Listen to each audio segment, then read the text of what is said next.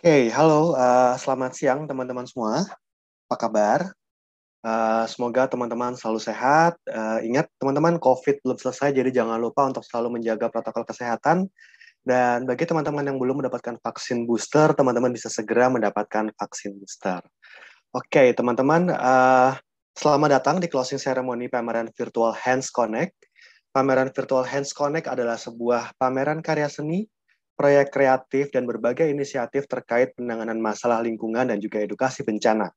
Selain menampilkan beberapa proyek dari Hands Fellow, Hands Connect juga menampilkan karya organisasi komunitas individu yang fokus pada topik lingkungan dan bencana dan termasuk konteks pandemi COVID-19 saat ini. Bisa next slide, Mas Budi? Nah, pameran multidisipliner ini menjadi ruang bagi seniman, desainer, edukator, pemerhati lingkungan dan juga ahli kebencanaan untuk berbagi visi dan juga strategi melalui jalur kreatif. Dan teman-teman, seperti yang ada di layar teman-teman sekarang, ini adalah pameran virtualnya dan teman-teman,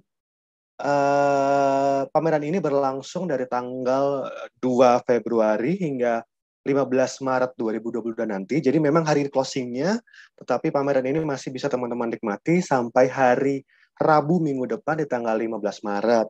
Tuh. Nah, teman-teman bisa menyaksikan pamerannya melalui tautan yang ada di screen teman-teman saat ini atau bisa langsung ke QR code yang ada di sampingnya.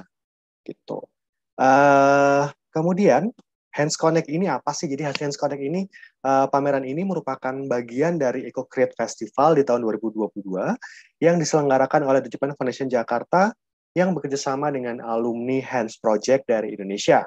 Dan Eco Create ini adalah sebuah festival online yang didesain secara khusus untuk belajar tentang lingkungan, isu kebencanaan juga pandemi COVID-19 saat ini melalui metode yang kreatif dan juga interaktif. Dan di festival ini, selain pameran virtual Hands Connect, yang menghadirkan berbagai karya dari seniman, desainer, edukator, pemerhati lingkungan, dan juga ahli kebencanaan untuk berbagi visi dan strategi melalui jalur kreatif, teman-teman juga bisa menikmati rangkaian workshop dan juga diskusi yang menarik dan interaktif, dan juga teman-teman bisa mendengarkan bincang-bincang seru bicara bencana di podcast JF Jakarta. Jadi nggak cuma pameran ini aja, tetapi rangkaiannya ada macam-macam nih teman-teman.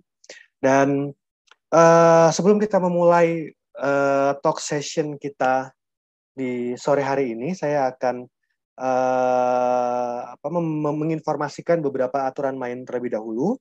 Jadi yang pertama, ketika acara dimulai, panitia akan melakukan audio mute sehingga komunikasi hanya dilakukan melalui chat room. Dan kemudian mohon untuk dapat mengganti ID Anda dengan menggunakan nama asli yang Anda gunakan pada saat mendaftar untuk memudahkan komunikasi.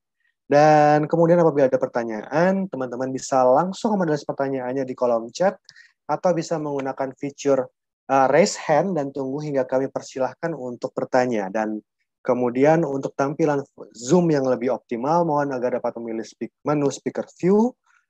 Peserta juga dilarang untuk menampilkan, menayangkan, atau mempertunjukkan video atau gambar yang berhubungan dengan promosi, judi, pornografi, dan hal-hal lain yang melanggar UU ITE Republik Indonesia, dan panitia berhak untuk mengeluarkan peserta dari ruang diskusi apabila melanggar hal-hal tersebut di atas.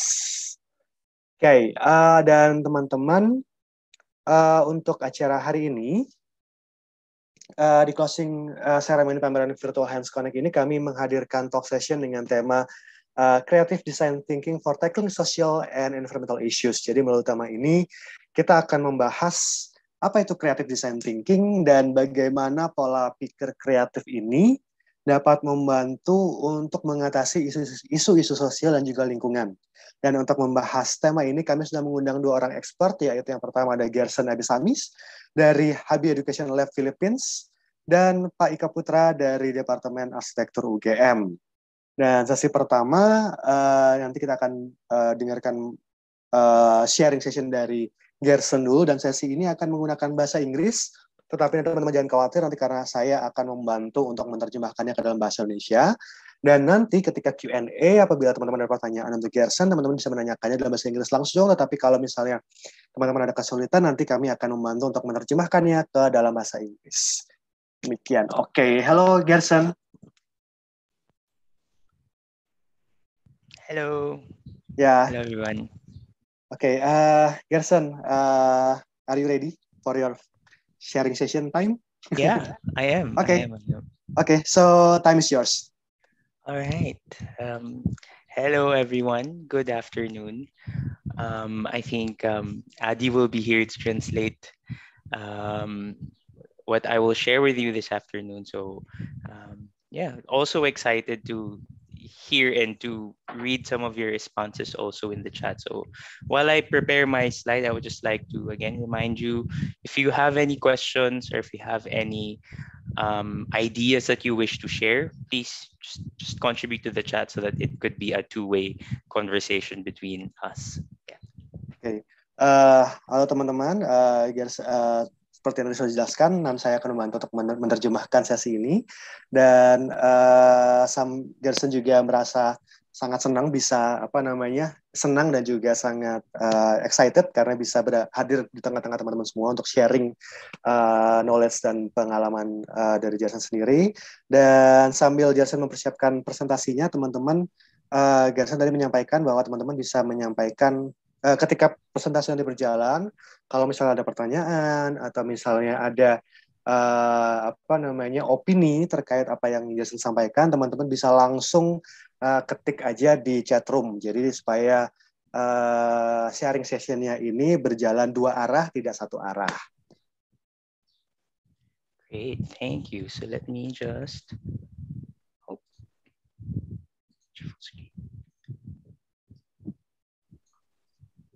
All right.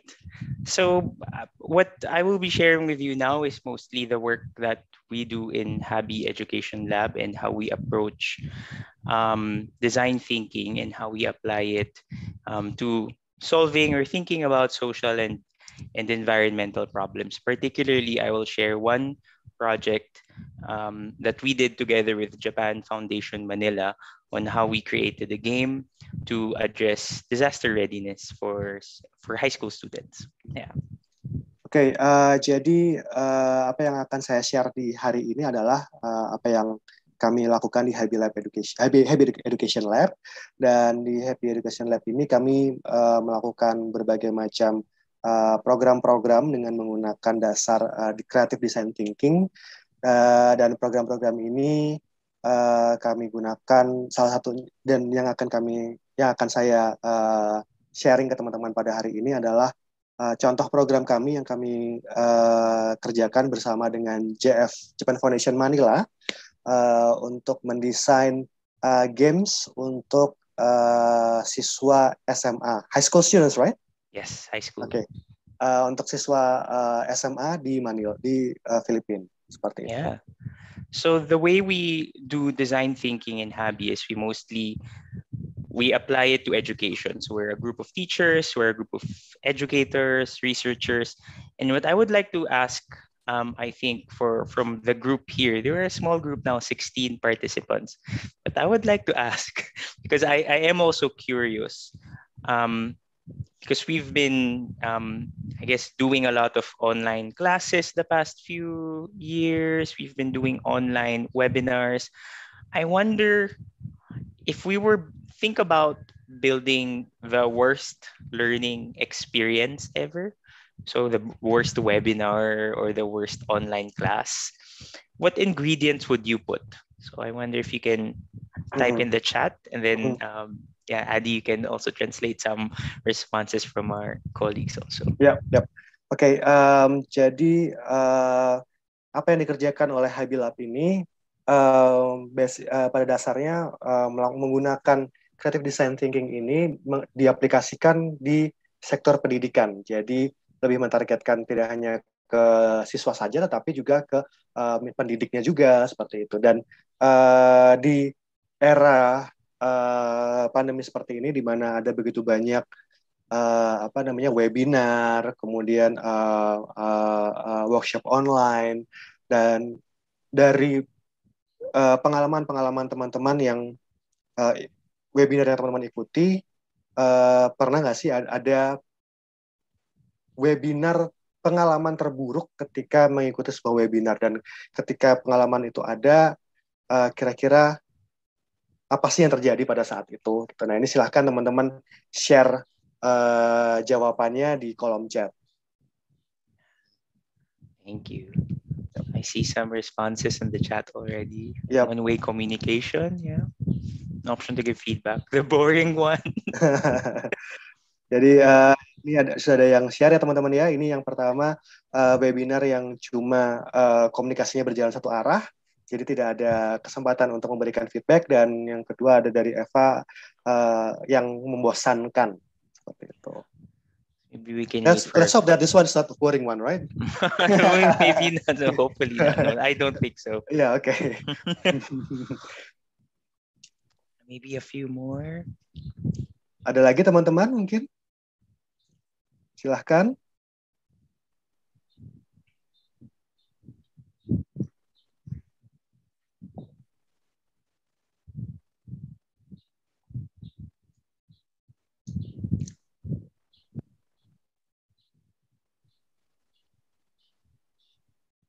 Barangkali ada pengalaman yang pernah dialami yang benar-benar bikin kesel. Oh, the boring one part 2. Okay.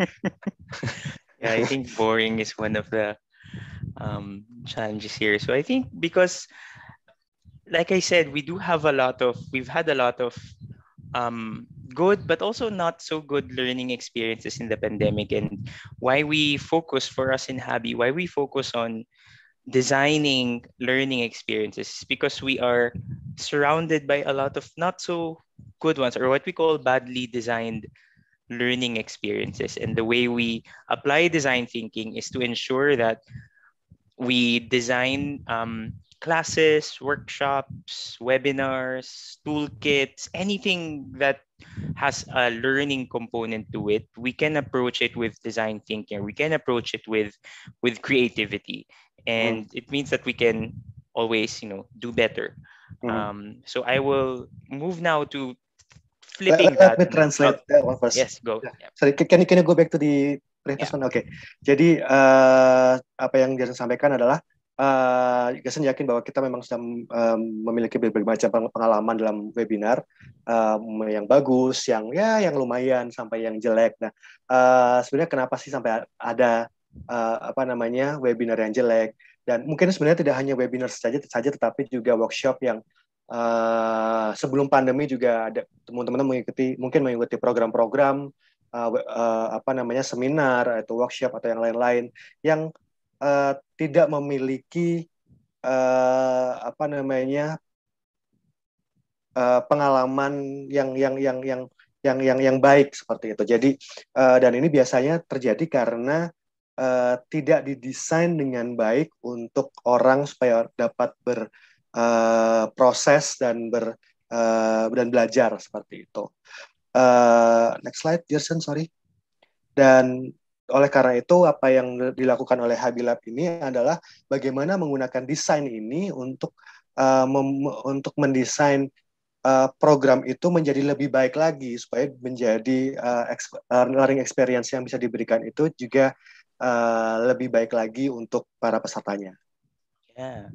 So another question in the chat now, how would you describe good design in general? I guess what is good design for you? Maybe you can type in the chat.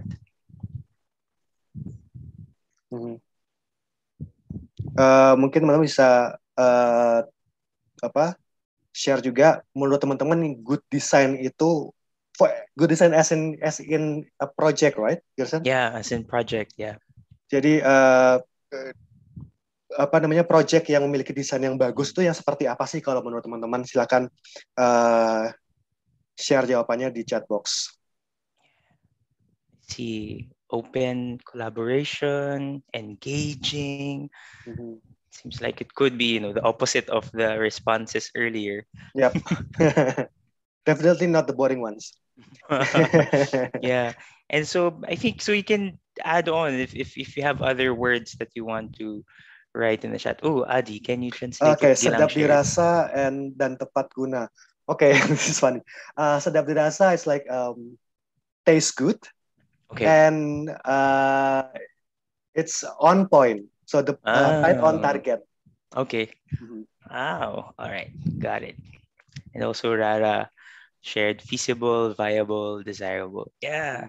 So I think as a group of creatives, we know what good design is and how, but now the question is, how do we apply it to learning? It's not just simply creating beautiful materials, or it's not just creating nice fonts or nice graphics or making sure that the cover of the report is really well, but it's also looking at how users learn, and how do we make sure that when they learn about a new topic, they enjoy, they feel good, like you say, it's engaging, they feel they're collaborating with it, it tastes good, like what Ginang said, and it's something that's desirable and it's something that's viable. So I will share. Okay, let me translate that first. Okay. sorry. Oke, jadi nah kemudian pertanyaan selanjutnya dari Jason adalah ketika kita sudah tahu apa project yang bagus seperti apa, adalah bagaimana kemudian kita bisa melakukannya. Bagaimana project yang bagus itu bisa seperti apa, bagaimana kita bisa mewujudkannya. Nah, project yang bagus itu tidak hanya project yang memiliki visual yang menarik saja, visual yang bagus saja, tidak hanya desain yang indah, tidak hanya desain yang eye-catchy, tetapi kita juga harus memikirkan apakah programnya ini menyenangkan, apakah ini engaging, apakah ini juga memiliki sedap rasa seperti yang tadi Gilang sampaikan, dan juga tepat guna, apakah seperti itu. Nah, itu yang harus dipikirkan juga. Yeah. So as you can see here, there are a lot of, these are the projects so far that Habi has. You can see there are toolkits, there are webinars, we have a podcast. We used to do workshops before the pandemic. We write materials, modules. We do work a lot with schools and teachers. And I will share this project here at the bottom right later, maybe after you translate. Okay. Adi, but I'll focus on this part later, and I'll share how we designed the game, a card game for teaching high school students about disaster readiness and safety and climate action. Oke, jadi ini adalah contoh dari project-project yang Habilab lakukan. Jadi di Habilab ini berbagai macam project dan metodologi yang mereka gunakan sebetulnya. Dan ini mulai dari kalau sekarang lebih karena membuat toolkits, dan kemudian juga melalui webinars, podcast series juga seperti itu, juga podcast juga, dan sebelumnya sebelum pandemi mulai mereka juga seringkali mengadakan berbagai macam workshops dengan secara langsung, fisikal, dengan hadir di satu tempat dengan guru, dengan sekolah seperti itu. Dan dari sekian banyak contohnya ini, Gerson akan mencontohkan program yang ada di pojok kanan bawah, yang warna kuning itu, dan project ini adalah project membuat card games, jadi kartu bermain untuk mengajari anak-anak SMA tentang kesiapsiagaan bencana. Yeah, so I'll share with you. So like I said, before that, the way we design, just a bit of background also. When we design, in our process, you might have seen a lot of design thinking processes already. You might have seen a lot of human-centered design frameworks or methodologies, and some of the Hans Fellows. We already shared also our design process, but to harmonize all of that, there could be different frameworks, but the most important pieces, I think, are these three. It's about empathy, empathizing with your users and the community. It's about prototyping, having that ability to do things repeatedly and to learn from failure. And co-creation, it's learning that you actually create together with the community, not just for them. They become your partners and your creative collaborators. Oke, jadi sebelum kita mulai ke proyeknya itu sendiri, ini bagaimana cara biasanya kami di Jason dan teman-temannya di Habilab ini mendesain sebuah proyek ya. Pada dasarnya Jason yakin bahwa sebagian dari teman-teman di sini sudah paham tentang ada yang namanya creative design thinking, kemudian ada human centered design, dan lain-lain. Ada berbagai macam framework yang bisa digunakan untuk membuat project yang bagus. Nah, dari sekian banyak framework ini, pada dasarnya ada kesamaan. Kesamaannya ada 3 poin ini. Yang pertama ada empathy, jadi bagaimana kita mempunyai perasaan empati pada target project ini. Jadi isu ini menjadi isu yang memang benar-benar kita pikirkan untuk kebaikan dari kita semua, dan kemudian di prototyping. Jadi bagaimana project itu kemudian dicoba dan dipikirkan secara teknikal dan yang lain-lain, dan setelah itu co-creation, bagaimana program ini dikerjakan bersama-sama, berkolaborasi seperti itu. So I'll share how we've done these 3 parts in our project. So I'll start first with how we did a lot of empathy and a lot of co-creation with the game. So before sharing with you what the game looks like, this is the messy part of the design process. We started our design process by really partnering with our main collaborators, which are teachers. So we did a lot of these, what we call co-design workshops. We would invite them to our office, and this was before the pandemic. And we would just engage them in creative activities so that they also felt creative, and they also felt that their inputs and their ideas were included in the workshop. Every time we do these types of workshops, we would study what they shared, and then that's what we would use in order to inform our process when we start designing the actual game. Oke. Jadi sebelum Garsi nanti menunjukkan hasilnya, proyeknya, ini adalah bagian yang dalam tanda kutip berantakannya ya. Jadi ini proses awalnya. Jadi prosesnya ini selalu ini ketika membuat game kartu tadi, mereka bekerja sama dengan para guru-guru, dan mereka mengundang para guru-guru ini untuk datang ke kantor mereka untuk melakukan yang namanya co-design workshop. Jadi di co-design workshop ini guru-guru ini hadir, dan kemudian mereka melakukan berbagai macam kegiatan kreatif yang pada dasarnya untuk mencoba untuk membuat mereka merasa bahwa mereka adalah orang yang kreatif seperti itu, dan ini bisa menjadi awal yang baik untuk sebuah workshop. Nah, kemudian dari situ kemudian mereka share tentang berbagai macam informasi yang diperlukan, dan baru setelah itu ada pemrosesan untuk gamenya, dan kemudian mereka menginformasikan update tentang game-gamenya ini ke para guru-guru ini kembali seperti itu. Aside from teachers, we also worked with students. So we did a lot of these, what we call play testing and prototyping with students. It was a very, very slow but very exciting process. I think we ended up working with 6 or 7 schools in total, from different grade levels, different types of students, and this enabled us to really create a game or a set of games that was inclusive and that was applicable to different types of contexts and different types of learners. Oke, jadi kemudian setelah itu, selain dengan guru-guru, tetapi mereka juga melakukan workshop ini dengan murid-murid itu juga, dengan murid-murid mereka, dan tujuannya adalah untuk untuk mencoba game yang sudah mereka buat tadi. Jadi untuk dites gamenya, apakah gamenya ini berhasil atau tidak, dan juga untuk prototyping tadi. Nah, kemudian proses ini proses yang sangat membutuhkan waktu, karena mereka memerlukan begitu banyak input hingga hasilnya bisa kelihatan. Jadi you say that you work with 7 to 6 schools. Yeah, it's 6 to 7 schools. And how many students per schools? I think per school there would be around how many would, just a small group. Sometimes there'd be as small as 5, sometimes as big as 30. Okay. So it would really depend. Yeah. Okay. Jadi mereka bersama ketika proses testing ini, mereka melakukannya dengan 6 sampai 7 sekolah, dan per sekolahnya ini jumlah siswanya yang ikut bervariasi. Jadi kadang yang grup kecil cuma 5 orang, tapi bisa sampai ke 30 orang juga.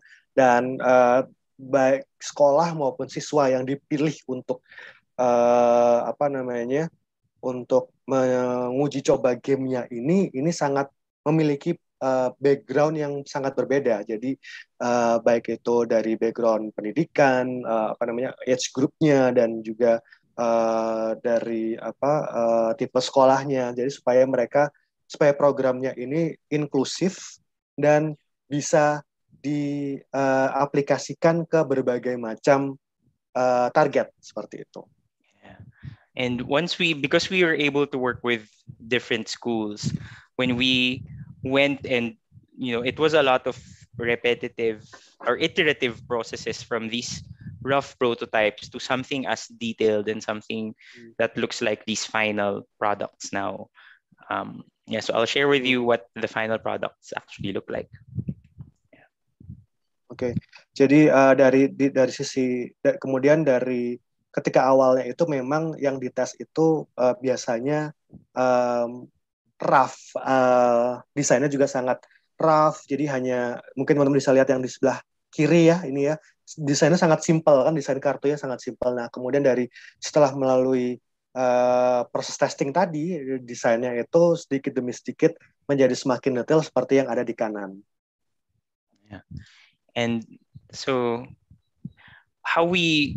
that's how we design empathy, with I think hopefully already saw, a bit how we used empathy, how we did some prototyping, and how we engaged collaboration. And from here, I'll share with you our definition of good design. And I actually tried to translate it to Bahasa. So let me know if it's okay. If it's approved, if the translation works really well. So we have since we've been doing a lot of design work, we noticed that there are certain properties of what makes good design in terms of in the learning environment or in the learning sector. These are the four ones. Clear, in Filipino it's malinaw. Inclusive, or in Filipino it's kasya lahat. It has to be human or caring, makatao in Filipino, and inspiring, nagsusulong. Let me know, Adi, if the translation is accurate, or if it captures the ideas really well. And if not, maybe we can change that translation also, so we can have an Indonesian translation to it as well. Ya, jadi ini adalah apa namanya, ini ada jadi dari yang 3 tadi, kemudian ini adalah 4 apa namanya istilahnya 4 properti yang menjadi definisi dari good design itu seperti apa sih bagi Happy Education Lab. Nah ini Gerson berusaha untuk menggunakan apa namanya menerjemahkan ini ke dalam bahasa Indonesia juga. Ini ada 4. Yang pertama clear, inclusive, human, dan inspiring. Clear, jelas, I think that's still okay. Jelas, inclusive is inclusive, that's true. Human, sorry, can you explain more about this human part? For human, it has a human touch, so it's something that feels that I think something that feels a bit more, I guess, loving in a way, or that has a bit of care to it. It's not. It has soul, or it has a good human connection. Yeah. Yeah, we can say penyayang as in because of care, but maybe we can say humanis. Humanis. Oh, humanis. Okay. Human is mungkin because it's the humanism in the project. Okay. Yeah. Sure. Ya, and then yang terakhir, jadi ada 4 ya teman-temannya. Yang pertama ada clear, jadi bagaimana programnya itu sangat jelas, programnya itu bagaimana program itu seperti apa, targetnya apa, dan gampang dan mudah untuk dimengerti. Dan kemudian programnya itu inklusif, tidak eksklusif, dan programnya itu menggunakan human ini menggunakan sisi humanisme, jadi bagaimana kita bisa care terhadap orang lain dan bagaimana program ini dapat membantu orang lain seperti itu. Inspiring, seru ya, program ini dapat memberikan inspirasi. I think rather than seru, it's better to use menginspirasi. Okay. Yeah. Great. So I'll chat later on. Yeah, no, it's fine. Yeah. So I'll share what the the project looks like and some features of the game based on these four principles. So we can start with clear or jelas or malinaw in Filipino. Each game actually has a set of manuals, and it was really important for us to create really clear manuals so that anyone who gets to use the game will understand how it works. And we created learning guides for it, teachers guides for it, so that it's also easy to use whatever type of subject they may use it. So some teachers have used it in English classes, some teachers have used it in science classes, in disaster readiness classes, in environmental classes, social studies. And so it was really important for us in these games for the objectives of the game to be clear and for the mechanics of the game to be clear. Jadi untuk untuk malinaw atau clear atau jelas ini, jadi yang penting di sini adalah bagaimana games atau project yang didesain itu, kalau contohnya di sini adalah game kartu ini ya. Jadi game kartu yang dibuat ini memiliki manual, memiliki guidelines untuk memainkan game ini. Jadi dan manualnya ini harus menjadi manual yang sangat mudah untuk dimengerti oleh teman-teman. Jadi tidak hanya teknis bermain gamenya yang dimengerti, tetapi juga tujuan dari game ini apa, itu juga harus mudah untuk dimengerti dan bisa digunakan untuk semua kelas, baik itu dari kelas IPA, ilmu pengetahuan alam, kelas ilmu pengetahuan sosial, dan maupun kelas-kelas yang lain. Jadi supaya gamenya ini bisa benar-benar dimainkan dan juga orang yang memainkan ini bisa mengerti mengapa mereka memainkan game ini dan apa pesan yang bisa didapatkan dari game ini.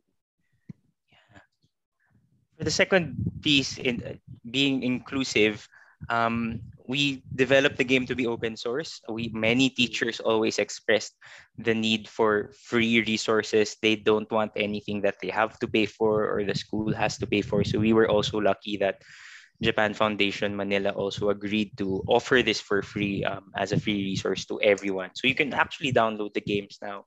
But one thing that we tried to do also is when we were designing the actual games itself, when these graphics are although they're colored, we actually created black and white versions of them that can be printable, and they're also customizable. So that also allows let's say you're a school and you might want to create your own scenarios in the games that would reflect your own context.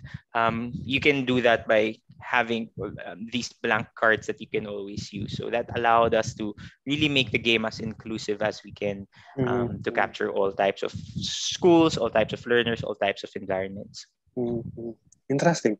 Jadi game kartu ini yang diciptakan bersama dengan Jeff Manila ini sifatnya yang pertama adalah open source. Jadi ketika mereka melakukan proses workshop dengan para guru-guru, harapan dari guru-guru ini adalah ketika mereka menggunakan game ini mereka tidak diharuskan untuk membayar atau tidak diharuskan sekolah untuk membayar. Jadi game ini free, gratis untuk digunakan oleh semua orang, dan game ini bisa tinggal di-download saja. Dan kemudian bisa di-print sendiri seperti itu. Jadi ini benar-benar open source, dan bahkan saking inklusifnya mereka juga menghadirkan blank cards, jadi kartu yang kosong yang bisa diisi dengan skenario yang kita butuhkan sendiri. Gitu. Jadi karena kan kondisi mungkin berbeda di daerah satu berbeda dengan daerah lain, dan mungkin ada tipe bencana yang dialami khusus hanya di daerah itu. Nah, tentunya ini membutuhkan skenario sendiri, gitu kan? Ya, jadi dengan ini adalah upaya mereka untuk membuat supaya game ini menjadi se-inklusif mungkin, supaya semua orang dari berbagai macam background, dari berbagai macam permasalahan kebencanaan itu mereka bisa memanfaatkan game ini. Yeah. For the third part, being human. This is where many of the students inputs actually were very helpful because many of the scenarios came from the students. We wanted it to be as relatable as possible, something that's very realistic, not something that they will read from a textbook that they will not relate to, but it's something that they can connect with in an emotional level. And also when we designed the game, we avoided, as usual, games sometimes can be overly competitive. But for here, we promoted care and cooperation as a big part of the game, because in a disaster you don't really compete with each other. You want to help them. You want communities and individuals to work together.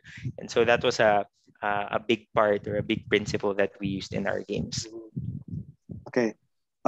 Jadi untuk properti yang ketiga, properti human, ini jadi mereka menggunakan di skenario yang ada di dalam game-game ini adalah skenario yang dibuat oleh para murid ya, ketika proses prototyping tadi. Nah, game-game yang mereka ciptakan skenario yang diciptakan ini sangat realistik dan tidak berasal dari textbook, karena ini berdasarkan pengalaman dari para siswa dan yang lain-lain seperti itu. Jadi gamenya ini sangat terasa real dan tidak kaku, supaya proses pembelajaran yang bisa diterima dari game ini jadi lebih terasa lebih dekat, sehingga mereka juga lebih mudah untuk menerima pesan-pesan yang ada dalam game ini. Nah, kemudian tantangan tantangan yang ada dalam setiap game adalah ketika memainkan game ada kecenderungan untuk para pemain ini menjadi kompetitif gitu kan. Nah, tapi di dalam game ini mereka mendesainnya sedemikian rupa supaya para pemain yang memainkan game ini bukannya menjadi kompetitif, tetapi mereka menjadi mau tidak mau mereka harus bekerja sama dengan pemain yang lain seperti itu. Jadi karena tujuan dari game ini adalah ketika bencana terjadi, mereka tidak berkompetisi siapa yang akan selamat dari bencana, tetapi mereka harus bekerja sama supaya mereka bisa selamat dari bencana seperti itu. Yeah.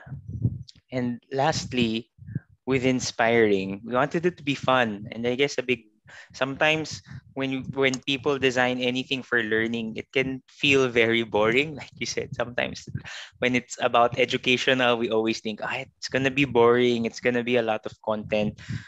All games so far, when we tested it with the students, they always end up laughing. It's something that makes a great experience among friends. But also in terms of this principle, it's not just fun for the sake of having fun, but it's fun also because you are being stretched, you are being challenged. And we wanted to make sure that the game also taught new lessons that they never really thought of before. So there's that's where also the inputs from the teachers came in, where we created content that is not learned through just simple reading or through lectures, but they experienced it through the game in a very motivating and delightful way. Kemudian properti yang terakhir yang juga tidak kalah penting adalah bagaimana game ini harus didesain sedemikian rupa supaya ini menjadi game yang menarik atau yang seru ya. Karena ketika ini menjadi ketika game yang desain adalah game yang educational, game yang untuk pendidikan, terkadang ada tendensi bahwa gamenya ini malah menjadi membosankan, menjadi boring seperti itu. Nah, jadi sangat penting bagaimana caranya membuat supaya game ini bisa menarik untuk diikuti, dan supaya teman-teman yang bermain game ini itu mereka merasakan fun-nya seperti itu. Tapi tidak hanya fun saja, tapi juga mereka mendapatkan berbagai macam pelajaran dan pengalaman, experience dan pengalaman yang bisa didapatkan melalui game-game ini seperti itu. Yeah. I'll note that question, Eva, but maybe I can answer it quickly now. I think of course, it's okay. The way we balance it is we made sure is it has to be realistic in a sense. So for example, in this game where we were talking about first aid experiences, it had to, we always thought, what do they need to learn in a very realistic scenario? And that made it easy to balance, not giving too much content, balancing the education part, but also the fun part always came from the storyline, or came from imagining the students' imagination. So I think all of the games have a sense of imagination here, where you imagine, the players have to imagine themselves in a scenario or in a setting. That made it, again, fun and exciting, but at the same time educational, because they had to have, they had to apply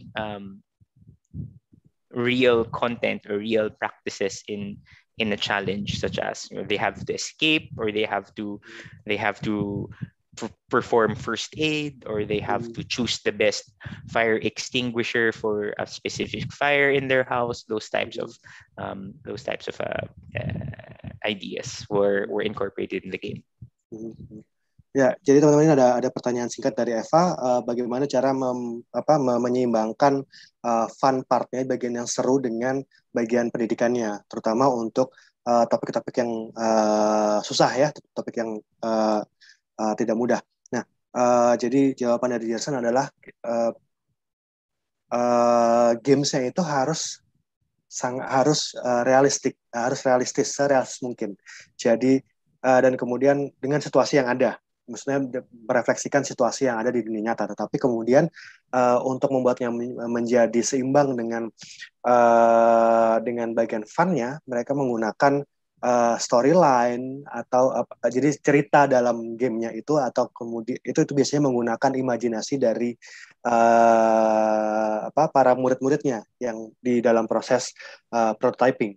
Nah, jadi biasanya mereka mengimajinasikan situasi atau skenario yang ada dari game itu. Nah, ini kemudian dari situ dilanjutkan dengan berbagai macam tantangan yang ada di dalam gamenya. Jadi tantangannya itu misalnya bagaimana cara membuat perban, atau bagaimana mereka diharuskan untuk memilih alat pemadam yang paling tepat untuk situasi yang seperti apa, seperti itu. Jadi bisa dari, selain itu realistis, mereka juga mengimbanginya dengan imajinasi dari senarionya dan dari tantangan-tantangan yang ada, seperti itu.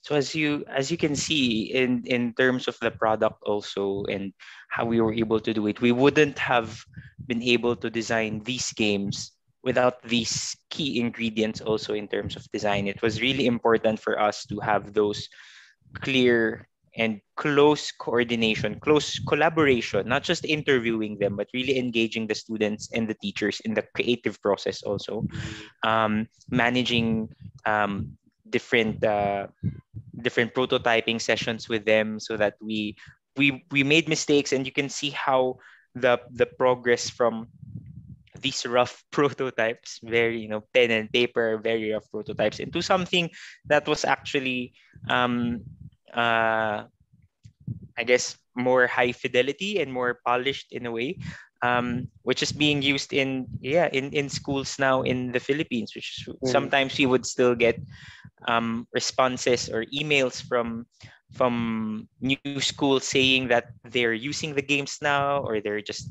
expressing gratitude towards it. I think it wouldn't have been possible without empathy, a lot of prototyping, as you can see, and co-creation, really treating our partners, schools, teachers, and students as our collaborators throughout this process. Oke, jadi oleh karena itu menjadi sangat penting untuk memiliki kolaborasi yang sangat dekat dengan para resource person ya. Resource person dalam hal ini ketika untuk kasus game kartu game ini adalah para guru dan murid-murid yang membantu mereka untuk mendesain game ini dari awal, dan juga prototyping game ini dari awal. Jadi dengan bantuan tidak hanya menjadikan mereka sebagai resource person, tapi bagaimana caranya dekat dengan mereka dan engage dengan mereka, menjadikan mereka partner untuk berkolaborasi untuk menciptakan game ini. Jadi dengan memiliki empati dan kemudian melalui rangkaian proses prototyping yang dilakukan secara berulang-ulang dan berkolaborasi inilah game yang tadinya hanya rough idea, terus kemudian rough design, itu bisa menjadi game yang komplit dan masih digunakan di Filipina sampai sekarang, di sekolah-sekolah di Filipina, dan sampai sekarang masih ada saja email yang mereka terima, email yang masuk ke Habi dari sekolah-sekolah yang menggunakan game ini, seperti itu. Yeah. So I guess I would, before I end, just inviting you again to maybe, use these design principles or think about these principles also. Maybe think about how these manifest or how you are able to do these in your own work or in your own creative practice. How you're able to make clear, inclusive, human, and inspiring design so that you can address the needs of whoever you're serving, whether they're students, whether they're adults, their communities, urban, rural, talking about environmentalism or climate change, all of these things. I think for us so far, from our experience in doing a lot of design thinking, these four have been pretty constant in what makes a project effective and what makes a project well designed. Jadi sekali lagi Habib mengundang teman-teman untuk juga menggunakan spirit yang sama, menggunakan desain prinsipal yang sama. Yang pertama clear, kemudian inklusif, human, dan inspiring ini, supaya ini karena keempat poin ini menjadi sangat penting untuk membuat program yang bagus yang bisa digunakan untuk semua orang dengan dari berbagai macam background, baik itu background pendidikan, umur, baik itu tua maupun muda, kemudian untuk berbagai macam latar belakang isu, entah itu untuk isu lingkungan, isu sosial, dan yang lain-lainnya. Jadi project apapun itu yang didesain dengan menggunakan empat desain prinsipal ini akan menjadi project tersebut akan lebih mudah untuk diterima dan juga lebih bisa bermanfaat untuk semuanya. Yeah. And inviting you also, if you're also interested to learn more about design and creative design thinking, we have a project. This is in collaboration with British Council, where we're creating an online course for creatives like yourselves on how to apply sustainability and accessibility to your design practice. So it's talking about being more responsible designers. It's a free course that will be launched in April 2022. So I think we're finishing it now. It will be available in this platform, Habi.plus. It's our platform for free courses. If you want to learn more about design thinking, how to apply this to learning or how to apply this to helping solve problems, we do have a lot of resources there, and they're all free. They're all free. Oke. Nah, teman-teman, ini dari Habi, mereka mempunyai sebuah acara, mereka ada free online course. Jadi ada kursus free online yang mereka kerjakan bersama dengan British Council tentang responsible design. Jadi teman-teman bisa belajar tentang bagaimana design thinking ini dapat digunakan untuk proses belajar mengajar dan juga untuk proses untuk mengatasi isu-isu tertentu, dan dengan berbagai macam fasilitator yang tentunya mumpuni. Dan teman-teman bisa mengikuti ini dengan cek di link yang ada di layar teman-teman, di layar teman-teman saat ini, dan akan di launching di bulan April 2022. Yeah, that's it. And I think these are just links to us. The games, if you're interested to check them out, I'll also put them in the chat. Handangheroes.com. If you want to see it, and then our website, habieducationlab.org, in case you're more. We do have some stories there also of some other projects that we worked on. And yeah, I think some of you we've already had a chance to connect with through hands before the first few cohorts, but some maybe it's the first time. So just feel free to connect. Just send us a message, like us on Facebook, or so that we can continue working together. Yep. Yeah, we do have a lot of resources to share. Oke. Jadi teman-teman ini bagian terakhir dari presentasi Gerson. Jadi teman-teman bisa cek di hanangheroes.com ini untuk games yang tadi kita bahas bersama-sama, dan kemudian juga kalau misalnya teman-teman ingin tahu lebih banyak tentang HB Education Lab, teman-teman bisa cek di website mereka, dan ada di Facebook dan juga sosial media yang lain untuk teman-teman keep in contact dengan Gerson dan juga teman-teman di HB Education Lab, dan teman-teman juga bisa belajar banyak dari mereka, dan sebaliknya mereka juga bisa belajar banyak dari teman-teman. Jadi ini merupakan sebuah momen di mana teman-teman bisa berkolaborasi bersama-sama seperti itu. Thank you. Okay, thank you, Adi. Thank you, Gerson. Thank you. Thank you, everyone. That's very interesting. Okay, we'll talk to you later on. So now, teman-teman, tadi satu sesi yang menarik dengan Gerson, dan sekarang kita akan mendengarkan satu sesi juga dari Pak Ika Putra. Pak Ika Putra, silahkan. Langsung ya, Mas. Langsung saja, Pak. Semoga sehat. Saya mungkin tidak akan banyak memberi kiat-kiat untuk mendesain produk gitu ya, tetapi lebih banyak kepada mengapa sih kita menggunakan design thinking, atau bagaimana orang bisa terlibat di dalam creative design thinking, khususnya pada model disaster dan sebagainya. Saya share ya, Mas Adi ya. Iya, Pak, silakan. Let me check. Oke. Apakah sudah terlihat? Oke. Bisa, Pak. Kemudian sudah terlihat, Pak. Yang terlihat apanya ini? 1 atau 2? Ada next slide. Ini ada, Pak. Ada next slide-nya. Oke. Ya, jadi saya sip. Saya bicara mengenai design thinking, nanti kenapa ada konsep design thinking dan beberapa praktis ya, tapi praktisnya tidak sedetail apa yang disampaikan tadi, bagus sekali dari Mas Gerson gitu ya. Kenapa disebut desain? Sebenarnya simple sih, orang mengatakan apa itu design thinking? Design thinking itu adalah berpikir seperti desainer, ala desainer. Berpikir ala desainer. Lalu kemudian untuk siapa kok berpikir desain? Ternyata desain itu kan berpikir untuk user, pengguna, produk desain gitu ya. Lah, tapi kenapa ini dipakai ke banyak tempat gitu ya? Tidak hanya desain gitu. Bagaimana terjadi proses design thinking ini sebenarnya simple gitu ya. Kalau seorang desainer biasanya paham gitu ya. Pertama, understanding the problem of user. Kembali lagi kan untuk siapanya harus jelas. Kemudian setelah memahami problemnya, lalu dicari solusinya secara kreatif. Sehingga muncul inovasi ide atau inovatif produk gitu ya. Dan lagi-lagi ini adalah selalu desain itu thinking to a better problem solver. Tujuannya itu. Yang jadi masalah, cara berpikir ini itu disebut dengan powerful. Disebut dengan a powerful process. Jadi proses memang, yang dilihat proses. Nah, kemudian adopsi ya, kayak general manager itu kan sebenarnya diadopsi dari tentara.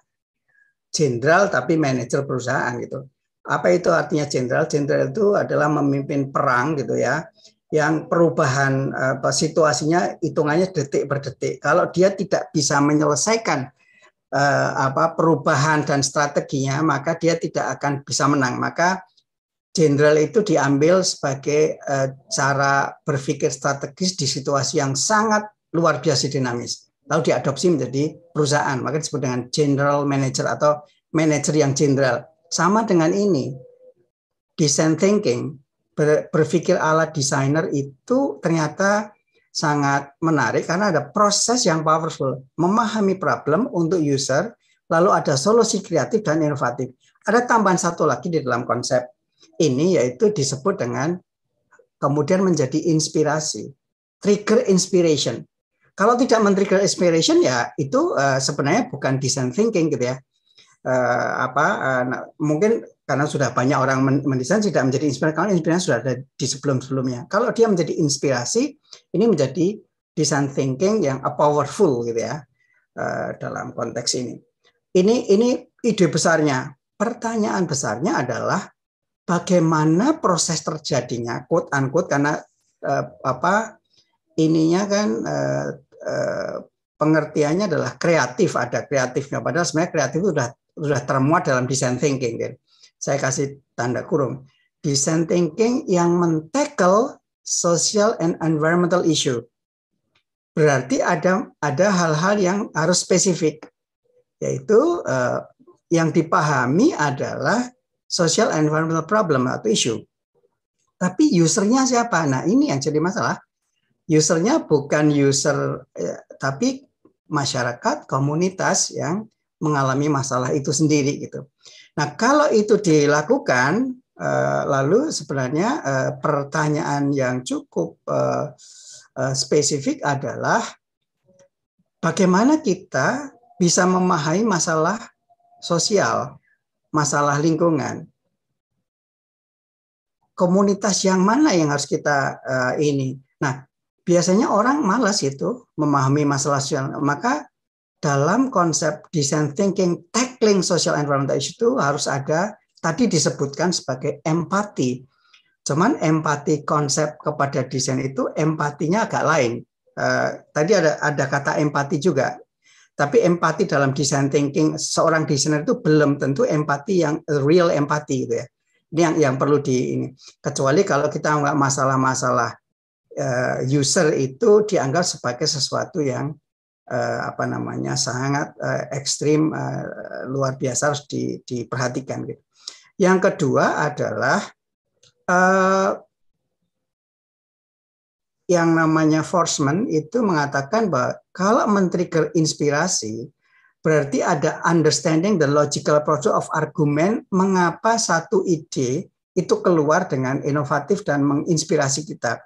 Jadi itu akan datang kemudian ketika menjadi inspirasi, lalu Mas Gerson menjelaskan proses membuat kartu yang dipakai, game dan sebagainya yang dipakai di Filipina itu kayak begini loh, gitu kan, menginspirasi jadinya. Nah ini jadi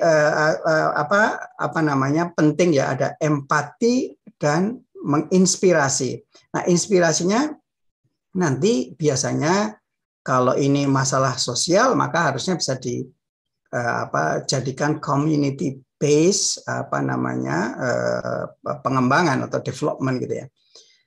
Oke, ini pada prinsip utamanya, tapi pertanyaannya empati yang kayak apa? Empati dalam teori design thinking itu agak berbeda, tapi yang aku bawa adalah empati yang real, benar-benar empati itu dalam konteks definisi atau teoritisasi empati. Empati ini sebenarnya udah lama aku tulis, aku paparan mungkin 10 tahun yang lalu gitu ya.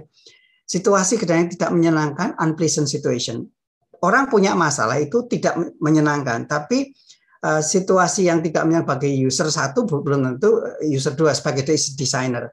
Kemudian yang tidak mengenakan itu menyebabkan orang, individu, dan sebagainya itu ini bisa terjadi individu, tapi kalau kita bicara sosial, maka yang kita perhatikan adalah kelompok yang selalu mendapatkan hal yang tidak menyenangkan, misalnya kelompok miskin, duafa, difabel, korban bencana dan lain-lain.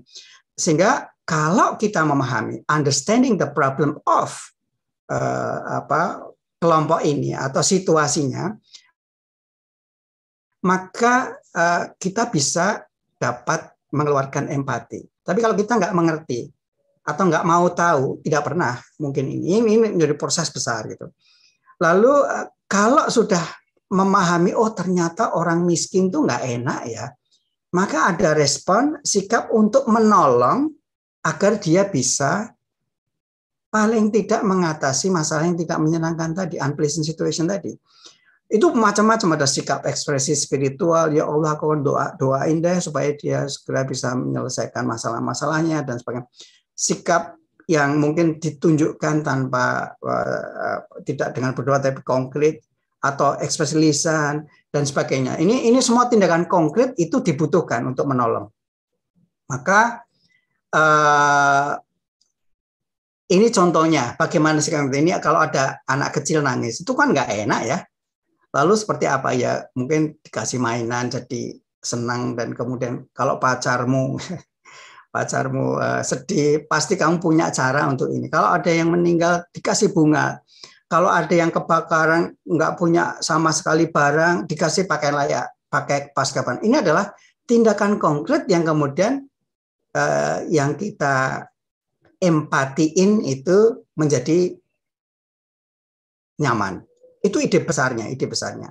Ini zaman dulu ya, pada waktu Maret 2011 di Tohoku itu banyak ini, bahkan sampai pembalap Takuma itu di mobilnya ada Pray for Japan. UGM dulu pernah bikin Pray for Japan, kemudian kita membuat poster, membuat event kecil gitu ya.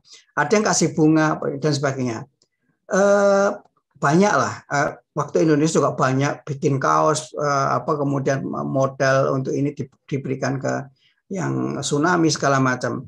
Tapi pertanyaannya, ternyata saya nemukan di internet ada juga Don't Pray for Indonesia waktu ada earthquake di Indonesia. Ini kan luar biasa.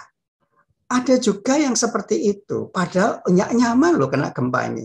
Nah ini kenapa orang bisa seperti itu? Macam-macam ini. Kalau mengapa arsitek tidak berempati misalnya kepada masalah-masalah yang dia bisa selesaikan? Banyak nih, misalnya arsitek itu bekerja untuk user client.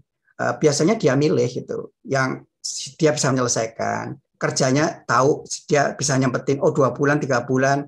Kalau suruh cepat-cepat asal duitnya kenceng, maka dia milih itu. Maka klien itu bagi seorang arsitek itu yang favorable, yang tidak favorable tidak masuk ke dalam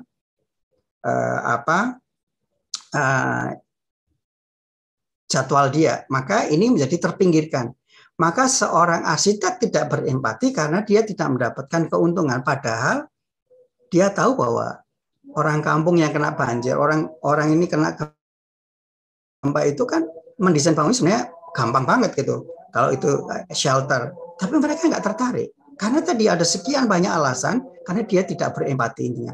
Tapi ini berlaku pada mengapa seorang desainer tidak berempati, mengapa seorang creative worker tidak berempati, mengapa other profession tidak berempati. Ini menjadi bagian penting gitu. Mengapa orang-orang tidak datang banyak kepada isu terkait dengan design thinking to tackling social and environmental issue gitu, macam-macam pasti macam-macam. Itu yang kita kenapa tidak berempati. Betul, mungkin apakah membosankan ataukah mereka tidak paham, aku nggak mau menghubungi sosial, buru-buru sosial, karena berat loh menghubungi sosial, mereka tidak berempati, tidak tertarik. Oke, arsitek itu biasanya memang bisa berupa macam-macam lah, ada unpleasant living condition, kemudian jadi arsitek, lalu ini bisa dirinci lagi siapa yang akan jadi. Ini contoh sederhana. Kalau Crazy Rich sekarang mungkin nggak pernah tahu living dia living unpleasant, bukan living unpleasant tapi in pleasant condition. Kalau kamu nggak terlalu kaya tapi tidak juga miskin, itu juga mungkin tidak bisa memahami orang yang miskin, orang yang nggak enak kondisi kehidupannya. Ini menjadi gap besar. Mengapa kita tidak berempati kepada situs orang lain? Ini banjir, gempa, belum pernah mengalami gempa. Makanya orang-orang yang pernah mengalami gempa bisa ngerasain dan biasanya banyak menjadi volunteer. Tapi jangan berharaplah Anda mendapatkan gempa di kotamu. Tapi mencoba memahami situasi orang banjir, gempa, kebakaran dan sebagainya itu menjadi bagian yang penting untuk kita latih. Gitu. Tinggal di tempat sampah, tinggal di tempat ini menjadi unpleasant living condition, termasuk Romo Mangun dulu kalau ini arsitek. Kalau kamu bukan arsitek, orang yang lain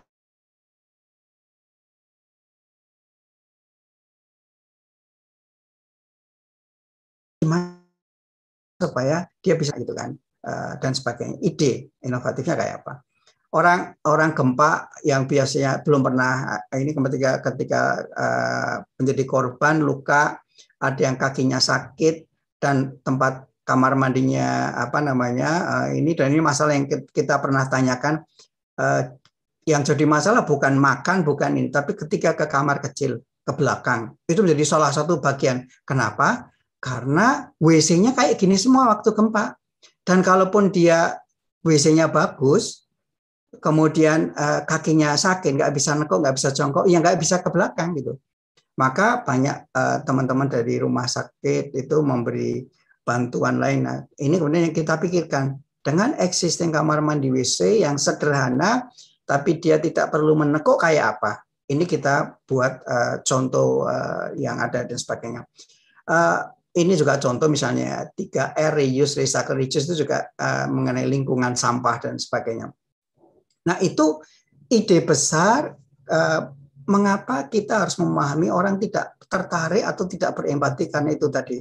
Lalu pertanyaannya, itu duluan. Kalau orang tidak berempati sampai kapanpun dia tidak akan bisa tackling social problem, tidak akan tackling environmental problem gitu ya. Memang kalau kita terlibat pada hal-hal yang terkait dengan masalah sosial dan sebagainya itu biasanya tidak ada keuntungan. Kalaupun Anda dibayar mahal, itu belum tentu kamu bisa menyelesaikan, karena masalahnya memang kompleks itu. Tapi siapa kalau nggak ada yang mikir? Dan tidak ada profit, extremely small merit gitu ya. Kemudian jaminan tadi yang sebutkan, karena masalahnya rumit, nggak bisa selesai dalam 1-2 minggu, 1-2 bulan, 1-2 bisa jadi bertahun-tahun gitu ya. Menyadarkan orang tentang defable, menyadarkan orang tentang lingkungan, sampah dan sebagainya itu bisa bertahun-tahun.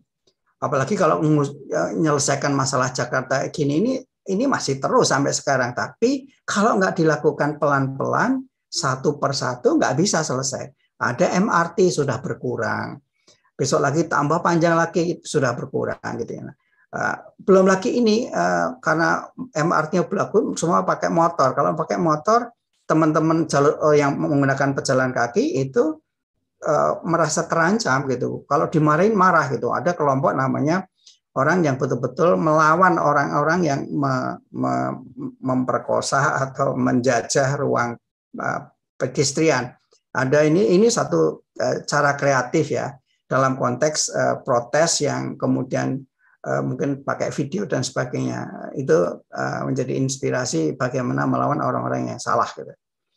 Oke, aku akan masuk ke dalam mengapa kita disaster ini saya pikir aku berkali-kali menggunakan lingkungan kita itu nggak tahu kenapa sejak 2005 itu ya, sejak 2004 itu bencananya makin besar 3 kali lipat, dan Indonesia saya sebenarnya udah banyak rekamannya ini dari Grid itu selalu ada di 10 besar, tidak pernah lepas dari 5 besar kalau Indonesia gitu. Kalau yang bawah ini kadang ada di Jepang, kadang-kadang ada yang kenapa? Karena salah satunya banjir yang paling banyak malahan. Kemudian kalau ada gempa langsung naik posisinya, tapi kalaupun tidak itu banjir sendiri itu sudah cukup banyak eventnya atau kejadiannya. Nah, ini contoh, saya mulai masuk ke contoh bahwa karya-karya produk yang prosesnya itu bisa dipelajari dan menarik untuk kita jadikan inspirasi. Ini contoh saja yang menurut saya Hands Connect Virtual Exhibition itu adalah volunteer yang setahu saya mencoba dengan tenaga yang mereka punyai di tengah kesibukan mereka mampu membuat pameran virtual.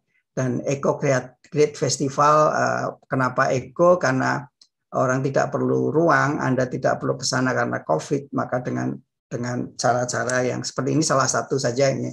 Mungkin yang lebih lain ini mungkin juga satu programnya Japan Foundation yang disebut dengan Earth Manual Project. Exhibitionnya itu ada di Bangkok, Kobe, Manila, mungkin di Filipina ada 2 kota, New York, Jakarta, Yogyakarta. Ini satu program yang sebenarnya adalah merupakan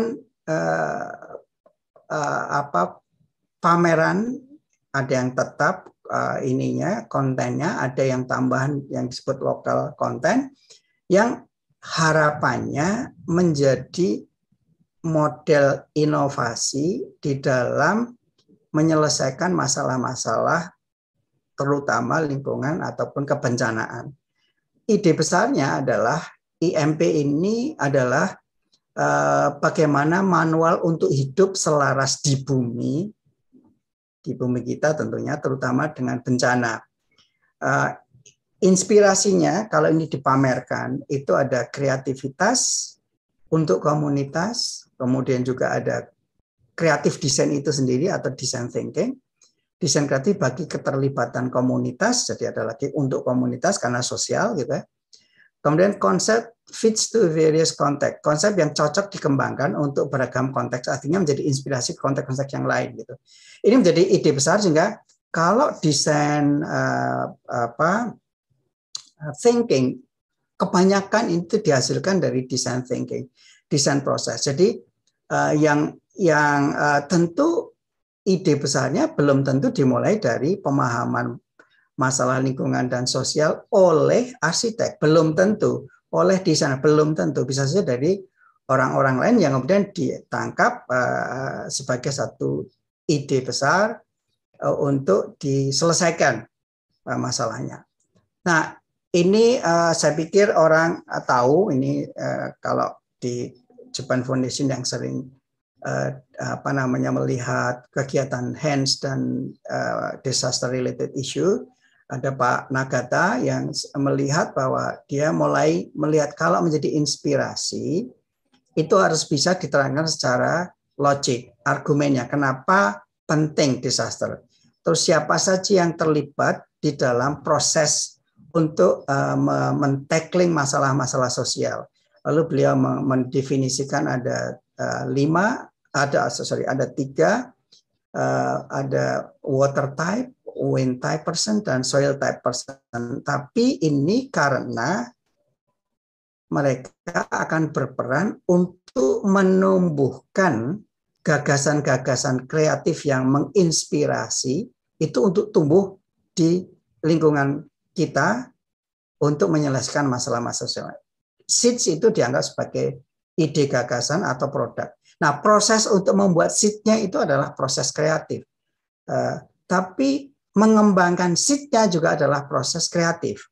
Jadi tidak selalu desainer gitu kan. Tapi penggunaan design thinking itu dipakai untuk membuat seed sekaligus mengembangkan seed. Nah, maka ada proses kalau ada seed-nya, satu ide itu sudah dirancang, dihasilkan, maka harus ditanam dan disirami. Siapa yang nyirami? Seperti apa nyiraminya? Setelah disirami atau sebelum disirami dulu. Sebelum seed-nya itu harus ada tempat atau tanah yang bisa kita tanam.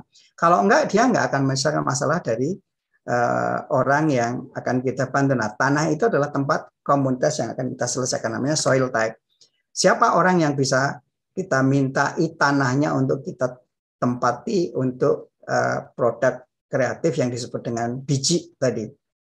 Lalu ada yang nyiramin, baru kemudian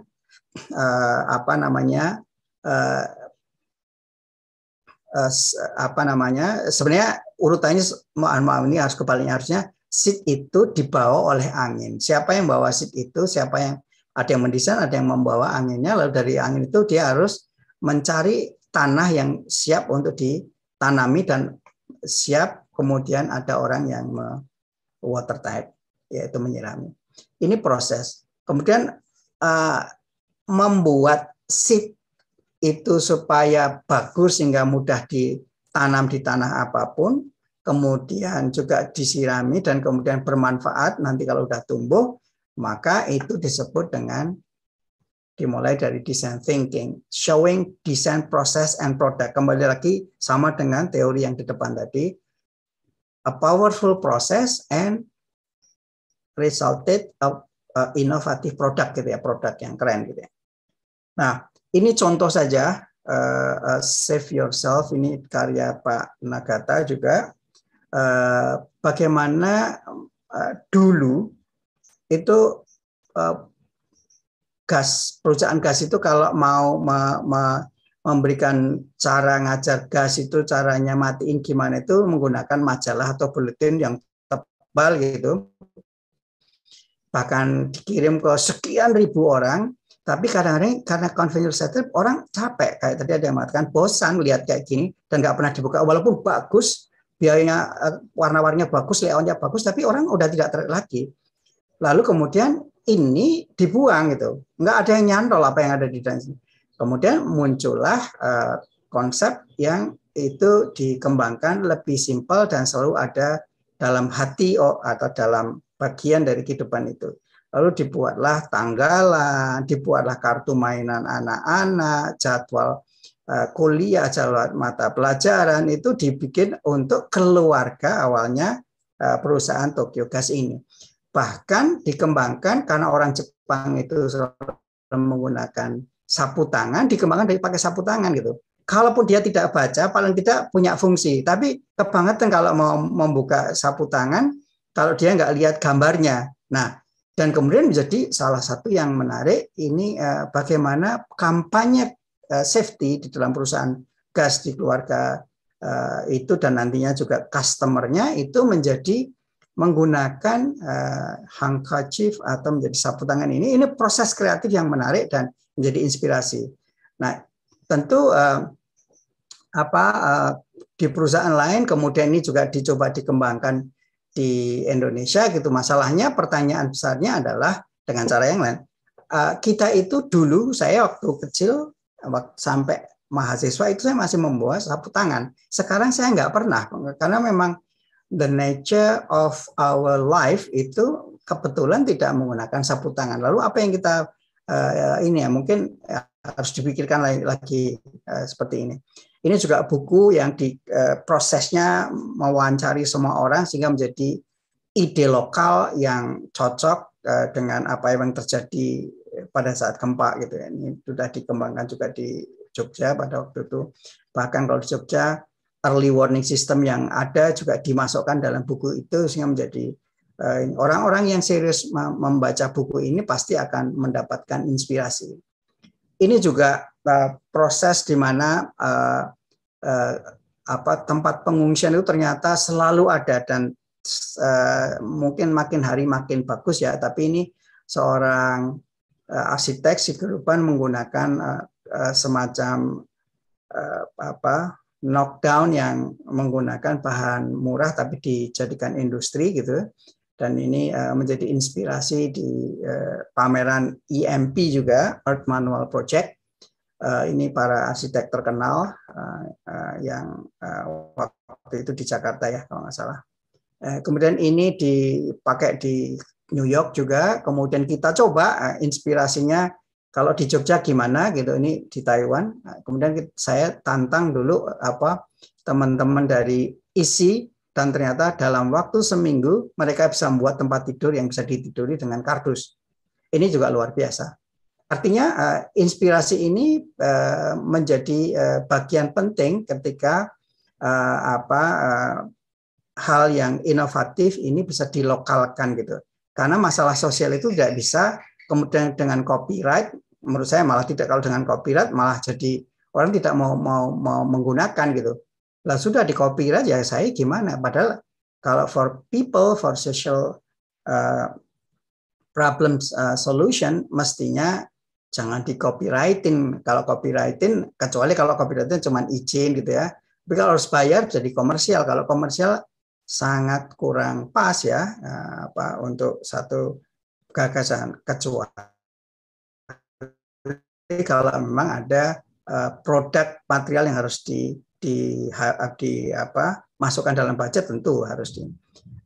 Ini cara yang lain yang sebenarnya kalau di Indonesia nggak terlalu istimewa, rumah tumbuh atau rumah inti, tetapi mungkin bedanya kita sudah kalau di Indonesia itu rumah itu biasanya kalau punya uang nambah gitu ya, tapi nambahnya itu tidak terencana. Nah, core house yang kita bangun setelah gempa Jogja itu sesuai dengan aturan dari sphere atau syarat minimal untuk initial house setelah gempa, struktur yang tahan gempa, kemudian bisa ditambahkan apa, sehingga ini adalah rumah tumbuh yang terencana. Jadi istilahnya plan core house yang utamakan dengan rencana, sehingga compliant to structure, karena kalau tidak compliant structure nanti rubuh lagi gitu. Ini konsep yang bisa dikembangkan setelah itu, karena kalau itu menjadi inspirasi, maka dia harus bisa menunjukkan how the logical argument behind produk ini kenapa muncul. Ini contohnya ketika diterapkan, ini waktu dibuat konsepnya nanti nambahnya seperti ini, ekstensi 1, ekstensi 2. Ketika dibuat harus ada trainingnya, kemudian setelah dia naik didiemin 1 tahun nambah, 2 tahun nambah, dan puahkan. Nah, nambahnya itu macam-macam karena beda-beda tahunnya, duitnya, dan sebagainya. Dan yang menarik adalah core house itu ketika uang yang kita pakai untuk menyumbang itu hanya 11%, setelah 1 tahun, yakni Agustus 2007, ternyata penduduk atau masyarakat yang mendapat sumbangan itu menambahkan yang hijau ini 97,22%. Ini luar biasa gitu, sebagai tempat yang dia nyaman tinggal, kemudian tidak lagi memikirkan rumah yang strukturnya bagus, lalu dia ketika sudah bisa kerja kembali dapat uang. Dan di Tokyo menjadi inspirasi dari Pak Sukamoto, kalau nggak salah ini setelah paparan saya di Yokohama, lalu kemudian saya dikirimi ini tentang karya core house tetapi dengan konsep Jepang. Ini yang kemudian kita kembangkan berikutnya oleh teman-teman sipil dengan model yang santai dengan baja, dan bahkan sudah mendapatkan apa istilahnya RISPA itu sudah mendapatkan sertifikasi dan sudah diterapkan mungkin lebih ya 500 lebih pada waktu itu.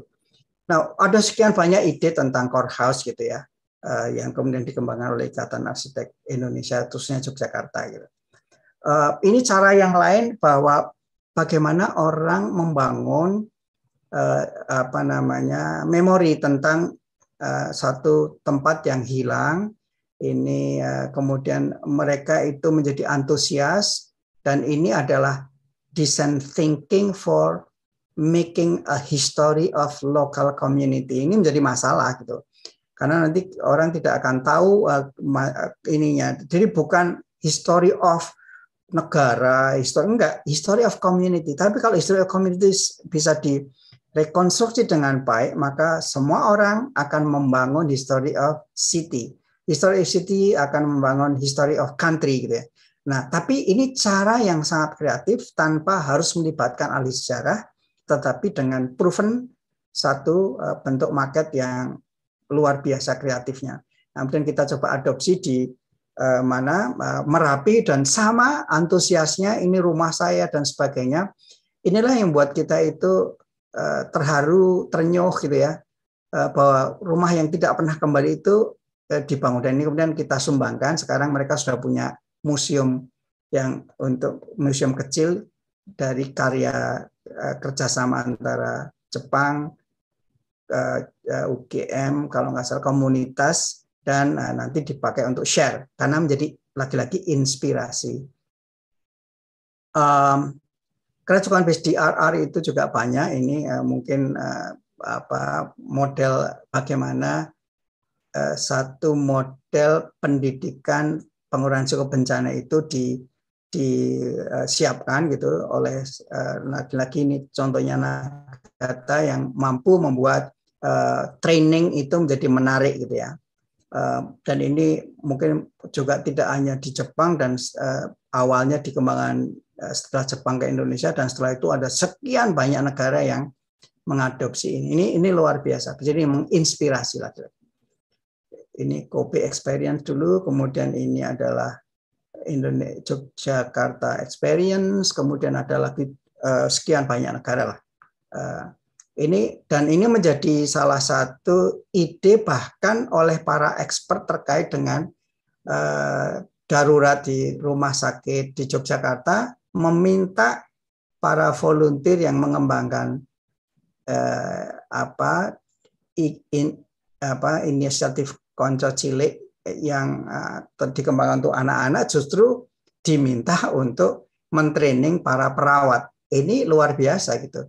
Jadi the value is not only for children, tapi value ternyata dihargai oleh sekian banyak orang yang memang mereka merasa terinspirasi dan betul-betul bisa menyelesaikan masalah ketika misalnya ada darurat di rumah sakit tersebut. Dia memang bahwa saya memang terlatih, tapi kalau ada 300 pasien yang dalam saat gempa ini terjadi harus mengevakuasi, nggak cukup perawatnya. Inilah kemudian jadi contoh.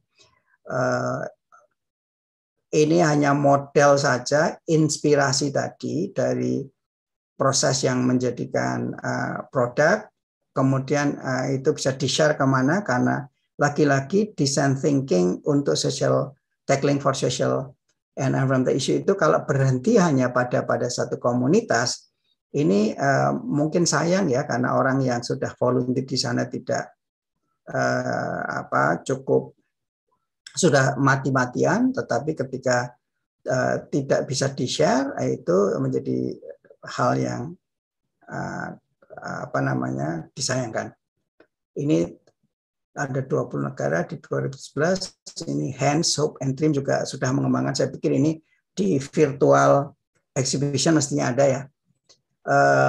Proses panjang dari pendidikan teman-teman muda Indonesia, teman-teman muda Asia atau ASEAN itu juga menjadi salah satu model yang baik gitu. Saya mengembangkan di model kecilnya sebelum COVID dengan perguruan tinggi di Jepang, tapi COVID kemudian kita ganti dengan online course gitu ya.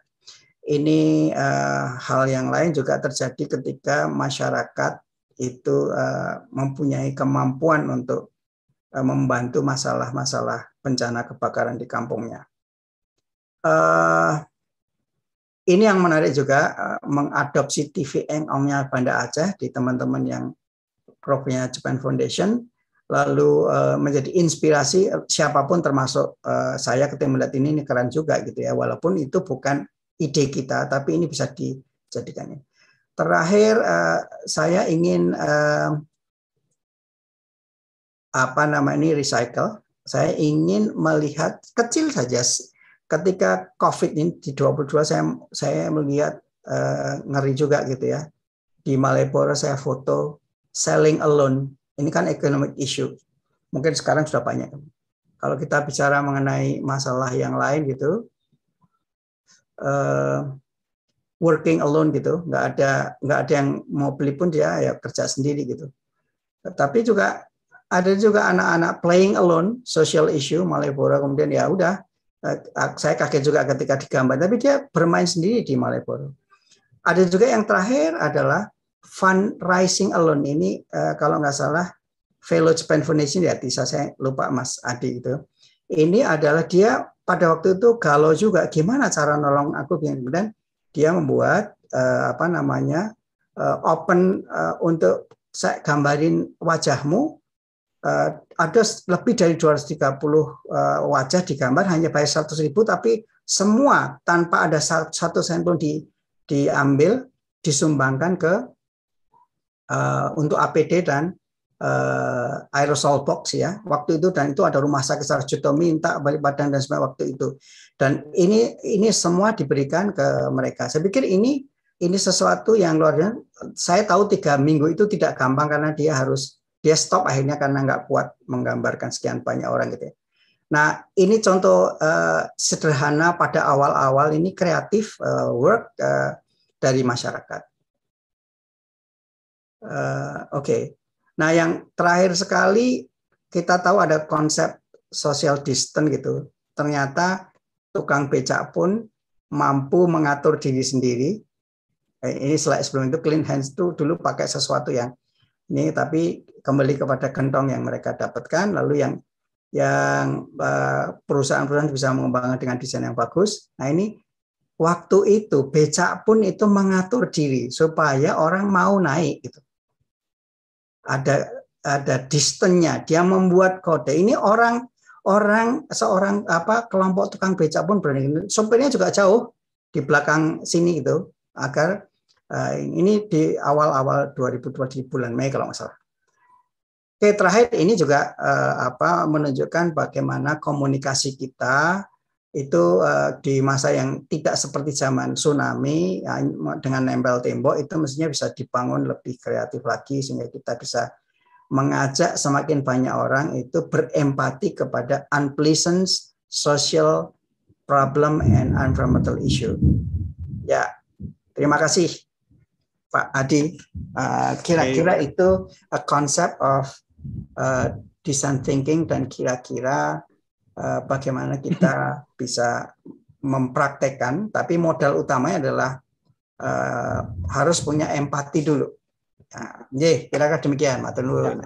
Terima kasih Pak Ika.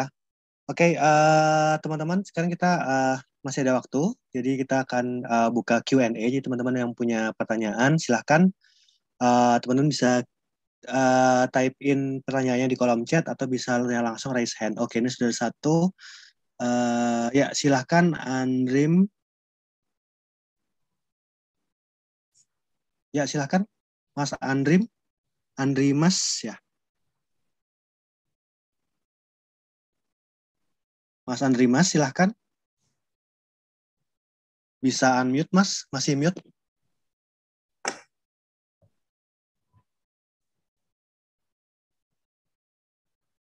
Ya, halo Mas Andrimas, silahkan bertanya. Langsung aja. Masih mute tapi, Mas.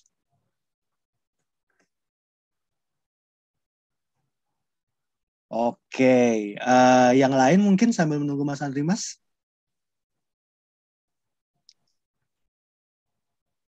Teman-teman ada yang mau bertanya?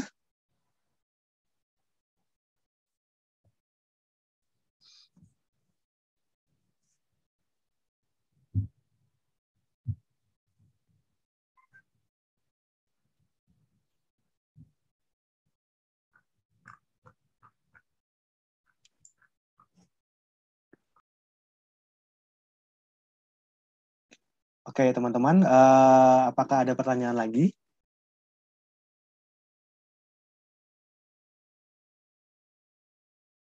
Tidak ada? Oke, dari Andrimas. Iya, sudah Mas Andrimas, tadi sudah halo Mas.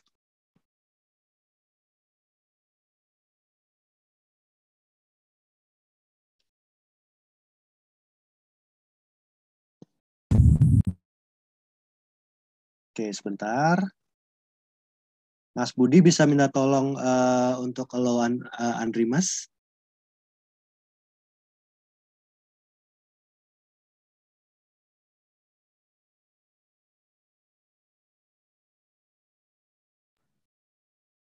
Belum bisa itu, Mas. Iya, makanya. Sebentar ya. Bisa unmute sendiri sebetulnya. Mas Andrimas, silakan.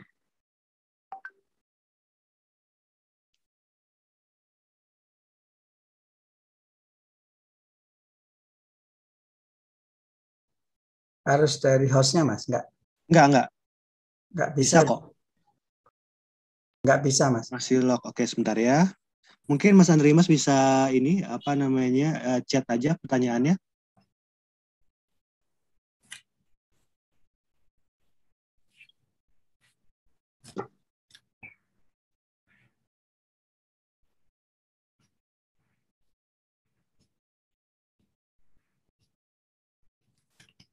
Baik, sebentar ya.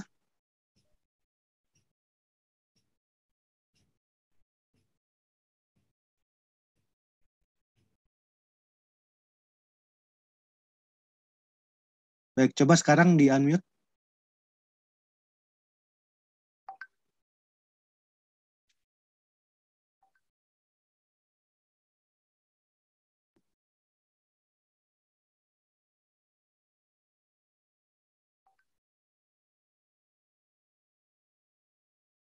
Sudah bisa Mas seharusnya.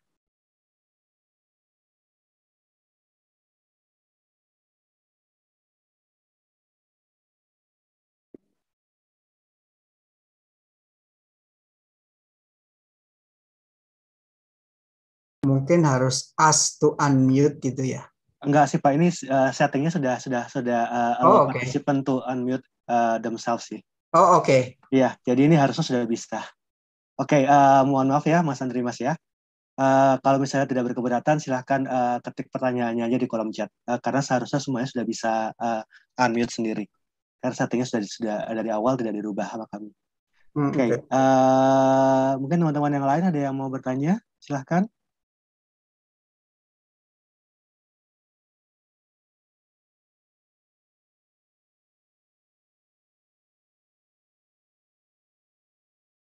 Tidak ada? Baik, kalau tidak ada, mungkin kita bisa langsung ke sesi selanjutnya. Kita ada Gilang dari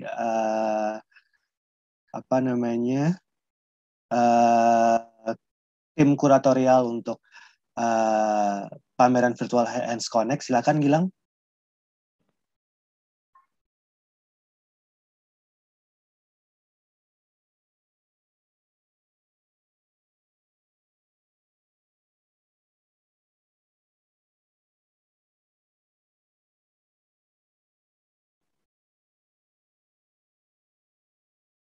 Oh, isunya kok sama? Sebentar ya.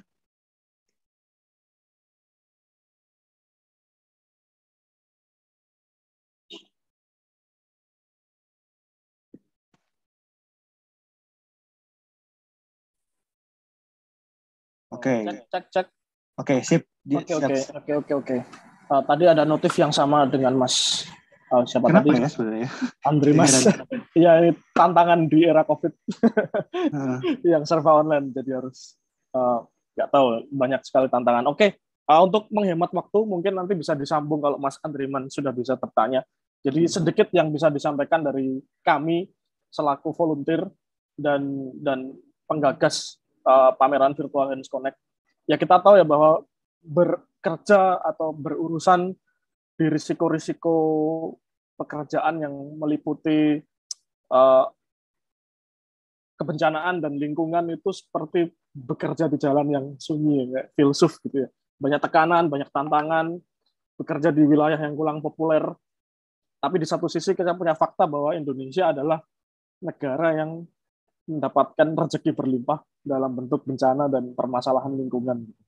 Nah, Hands Connect ini berusaha untuk istilahnya memfasilitasi dan memetakan ide-ide yang potensial. Kita tidak dulu berbicara soal inspiratif sebenarnya karena usia Hands Connect yang masih muda, jadi perlu dibesarkan dengan energi-energi yang baik dari teman-teman gitu.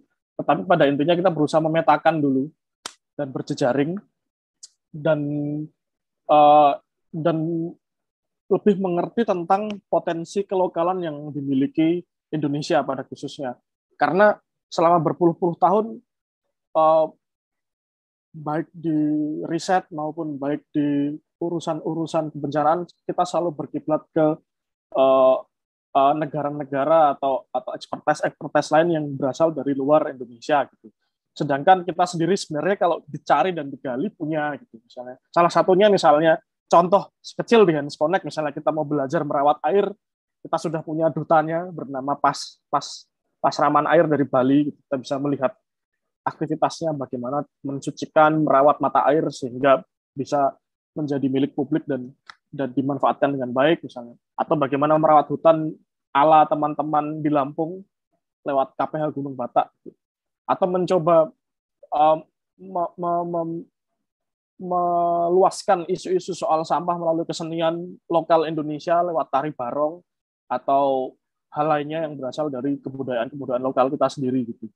Dan itu kuncinya, makanya Hands Connect ini berusaha untuk berjejaring, mengkoneksikan mereka, berteman, kemudian membuat sebuah fondasi yang baik untuk ke depan gitu. Karena memang tantangannya adalah semua yang hidup pasti akan rusak gitu, dan bumi kita sebagai tempat kita hidup juga tidak semakin baik, justru semakin buruk. Nah, itu tantangannya bagaimana kita sebagai manusia untuk at least menunda atau mencarikan solusi yang kreatif untuk bumi kita gitu. Nah salah satu juga yang kita tekankan dalam kuratorial di Hands Connect adalah soal ruang peran masyarakat. Kadang kita nggak menyadari nih apa sih ruang peran kita sebagai kita di urusan kebencanaan atau permasalahan lingkungan gitu. Nah, di Hands Connect ini kita berusaha kembali mengenali bahwa ternyata seniman punya ruang peran untuk ikut serta dalam penanggulangan bencana atau pendidikan di isu-isu bencana. Edukator jelas punya ruang peran, kemudian banyak lagi pekerja-pekerja kreatif yang akhirnya bisa show off tentang ruang peran mereka agar dapat diterima publik yang lebih luas gitu. Dan di akhir kata dapat salam dari beberapa teman seniman yang tidak bisa hadir di kesempatan kali ini. Mereka menyampaikan salam yang baik buat teman-teman yang datang, dan terima kasih atas energinya teman-teman. Kita tahu bahwa segala sesuatu yang pertama kali itu enggak mudah, tapi untuk menjalankan sebuah pameran virtual di era sekarang dan hasilnya cukup bisa kita lihat, itu sebuah sebuah spirit ya untuk bisa dikembangkan ke depan hari ya. Kemudian terima kasih atas waktunya teman-teman untuk menghadiri pameran dan segala sesinya. Apresiasi yang sangat tinggi karena sekarang memberikan waktu adalah sebuah kemewahan di masa sekarang. Dan itu aja, semoga apa yang teman-teman kami gagas sebagai inisiator dari Hands Connect bisa diterima publik. Terlebih kalau misalnya memang kita pengen cita-cita yang besar ya, mudah-mudahan bisa menginfluence teman-teman untuk tetap bekerja kreatif, terutama di isu-isu yang kurang populer seperti membicarakan bencana dan isu sosial. Itu sih, Adi. Oke, terima kasih Gilang. Mungkin teman-teman baik, mungkin demikian yang bisa kita sampaikan ya teman-teman ya. Kalau misalnya teman-teman tidak ada pertanyaan lagi, acara ini akan kami sudahi karena waktu juga. Dan sepertinya tadi saya mau tanya lagi ke Mas Andri Mas, tapi sepertinya Mas Andri Mas sudah tidak ada di room ini bersama dengan kita. Baik, so thank you Gerson for your time sharing your insight and knowledge as well as experience with us. Terima kasih juga untuk Pak Ika Putra yang sudah sharing pengalaman dan juga pengetahuannya bagi kita semua, Pak. Dan terima kasih juga untuk teman-teman yang lain. Teman-teman, Mas Andi mau keluar dulu, mau masuk lagi katanya. Oh begitu, baik. Kalau gitu sambil ini masuk kembali Mas Andri. Ini kayaknya pertanyaannya penting sekali, jadi saya jadi penasaran nih pertanyaannya apa Pak. Halo Mas Andri, apakah sudah bisa?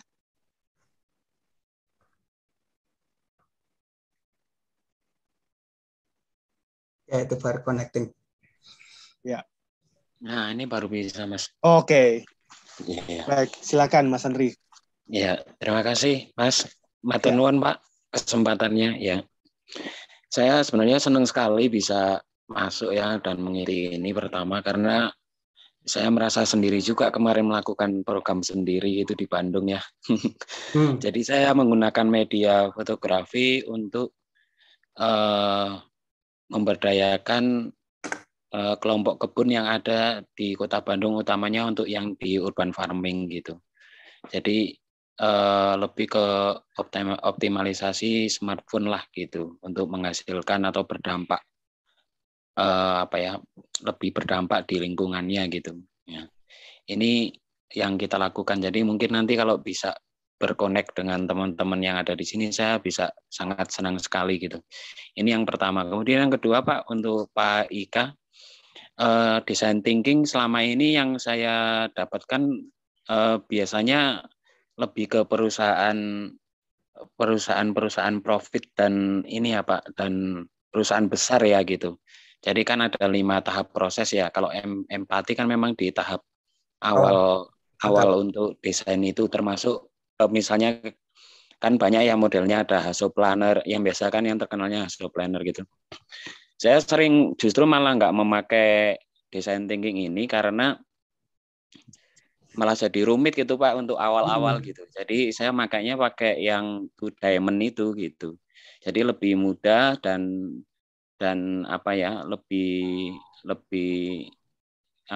nggak terlalu jelimet lah Pak secara berpikirnya gitu. Nah, kalau kalau design thinking yang Bapak maksud itu yang seperti apa, mungkin bisa lebih diterangkan gitu untuk ini gitu.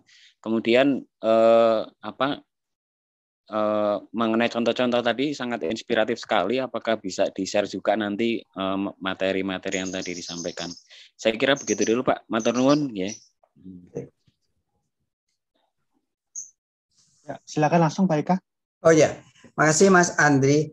Ya, sebenarnya design thinking yang dipakai itu kan dipakai untuk semua bidang. Nah, memang perdebatan mengenai empati itu menjadi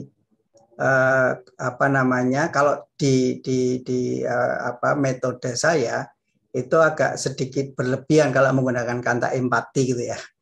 Karena empati itu betul-betul mempermasalahkan hal yang jadi masalah. Tapi kalau masalahnya adalah masalah terkait dengan user, misalnya saya punya klien arsitek yang butuh mendesain rumah, uangnya cuma 500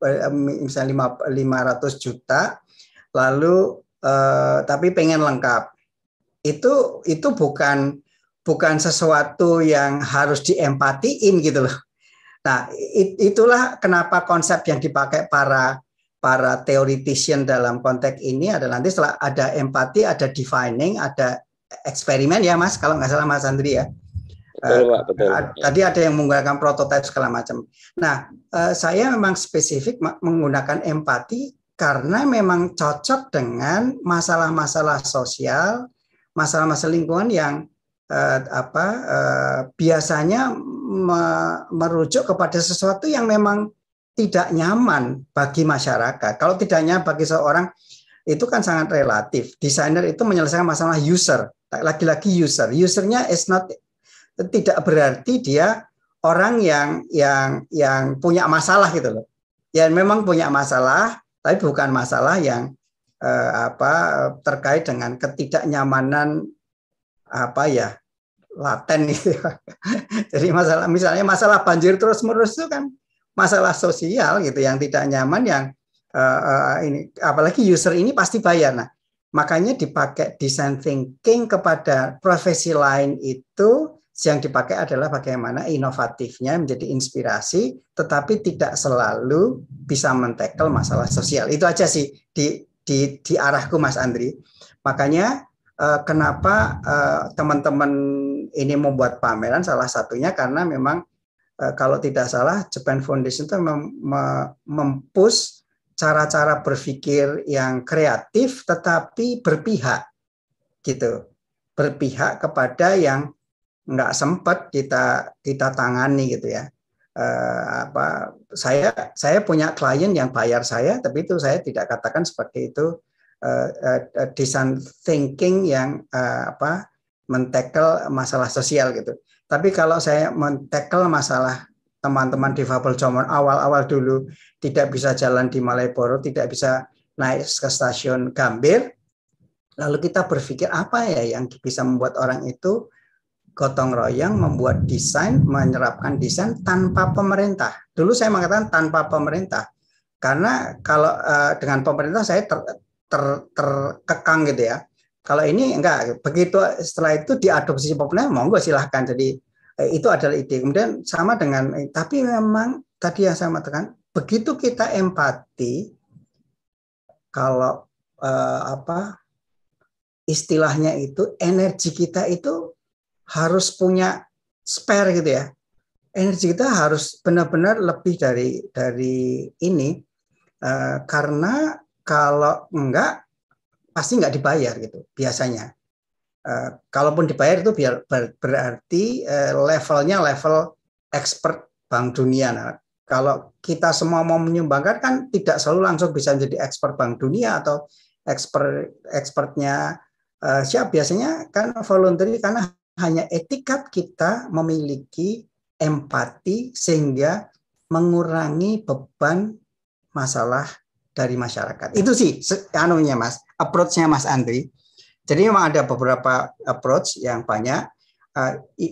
Yang sering dilupakan adalah memang yang terakhir juga can be as inspiration, men-trigger inspirasi gitu.